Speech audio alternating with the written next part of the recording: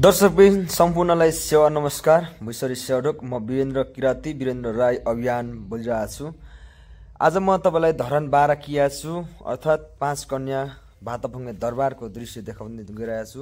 यहाँ के परम्परा र इतिहास बोकेको ठाउँ र के महत्त्वपूर्ण भूमिका खेलेको ठाउँ छ त तपाईहरुलाई आज हामी केही भाग घुमाउने छौं र तपाईहरु हेरेर प्रतिक्रिया दिनुहोला। हस्त सेवा नमस्कार।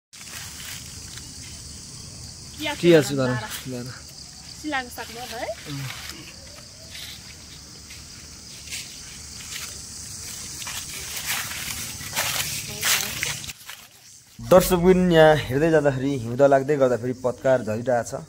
विभिन्न सङ्घ संस्थाले यहाँनिर आफ्नो क्षेत्रमा हरेक कुरा गरिरहेछ। वन क्षेत्रले पनि गरिरहेछ। स्वतन्त्र नागरिक समाजले पनि यहाँ एकदम धेरै बोर्ड टाँसिरहेछ। हेर्नुहोला, हेर्दै गर्नुहोला, हामी तपाईहरुसँगै हुनेछौँ।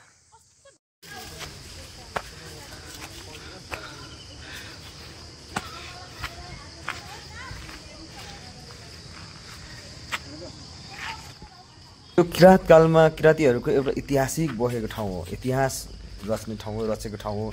यसमा हरेक कुरालाई यहाँ मनन गरेका छन् र हरेक सम्भावना र असम्भावना भएको कुराहरुसँग यहाँनिर मेल खाने सम्भावना भएको छ।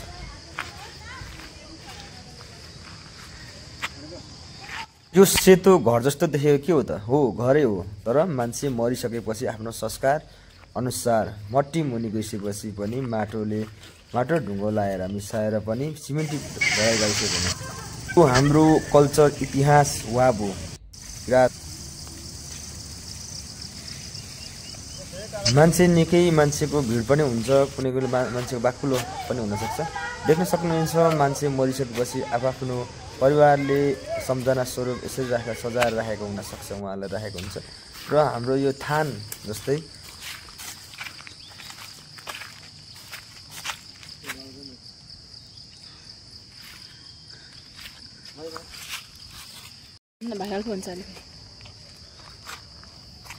मजाले त देखाउनु पढोस् न मजाले। छुट्टा लाग्छ सानो अक्षरपछि।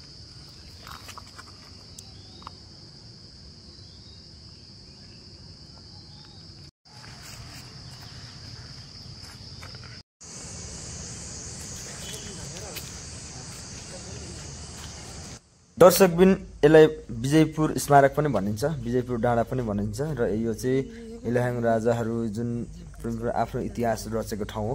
र अब दर्शक पनि हामी चाहिँ फर्किँदैछौँ। के कस्तो लाग्छ तपाईँलाई भिडियो प्रतिक्रिया दिनुहोस् र कमेन्ट पनि गर्नुहोस् है। कस्तो लाग्छ? यहाँ अहिले धेरै डेभलप हुँदै गएको छ हैन। यो हरेक कुरामा यो छाजनहरु पनि लागिरहेको छ। एकदम धेरै मनोरञ्जन दृश्य देखिन्छ। पहिलेभन्दा अलिकति डेभलप पनि भइरहेछ। तर पनि